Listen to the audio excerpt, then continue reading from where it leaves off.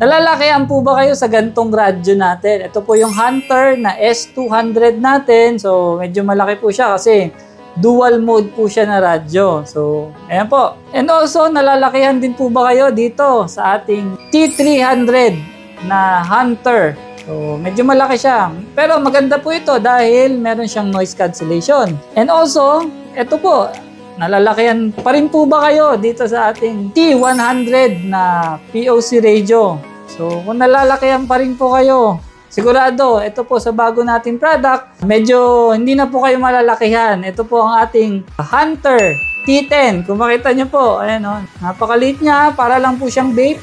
Ayan o, makita nyo po yung palad ko, ayan.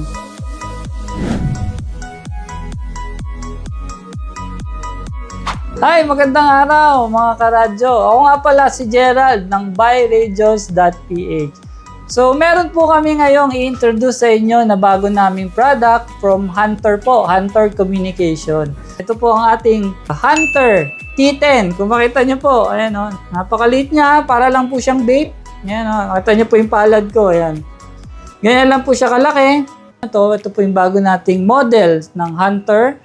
Meron po siyang 4G capability, di SIM card po siya, POC radio po ito ha. May battery po siya, 1000 mAh. So kayang-kaya po ng battery niya around 1 day to 2 days kung hindi masyadong gamit. So napakaliit po ng screen niya, kung makita nyo.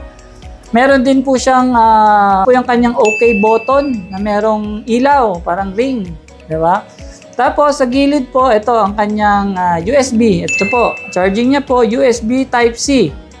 And also, ito po, kung makita nyo po, ito po ang kanyang power button sa taas. Ito po yung kanyang built-in antenna. Tapos ito po sa gilid, syempre, volume up, volume down, and ang kanyang PTT button. So, ayan po, kung makita nyo po, ay compare natin. Papakita ko po sa inyo. So, ito po siya. Kung makita nyo po, ayan, ganyan siya. Ang difference niya sa laki. So, ayan po. So, napakaliit po nitong radio nito. Parang vape lang po.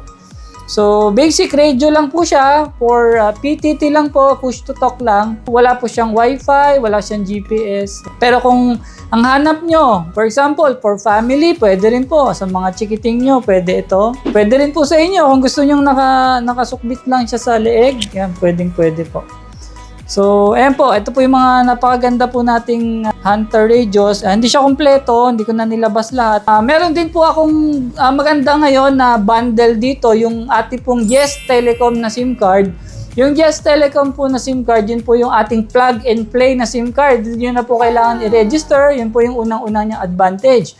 Pangalawa po, dual network po siya. Smart and Globe. So, technically, wala na pong dead spot. Napunta kayo sa lugar na walang signal si Smart, automatic siya kay Globe. Pag wala namang signal si Globe, automatic siya kay Smart. So yun po yung napakaganda. And also, pangatlo pong advantage yung ating Yes Telecom na SIM card is pwede nyo po siyang dalhin sa iba-ibang bansa. For example, sa Asia, pwede po. Pwede nyo pong dalhin sa Japan, Taiwan, ayan po, South Korea, China, Hong Kong, yan. So, magagamit nyo rin. Ang apat po na kanyang advantage is napakadali niya pong i-maintain, napakadali niya pong i-monitor kasi meron siyang online dashboard. So, yun po maganda sa Yestel natin na pwedeng i-bundle po sa lahat ng radio natin. Pwede po kay Hunter, kay Cygnus, kay Hytera, and other brands po. Kahit wala kami, tanong nyo lang kung compatible siya. So, ayan po, pagka may order po kayo, magustuhan nyo po itong napakaliit nating radyo. Sa tingin ko, alam ko, ito po yung pinakamaliit na meron tayo ngayon. POC radio sa ngayon, dito sa market natin. So, sa amin po, ito talaga pinakamaliit.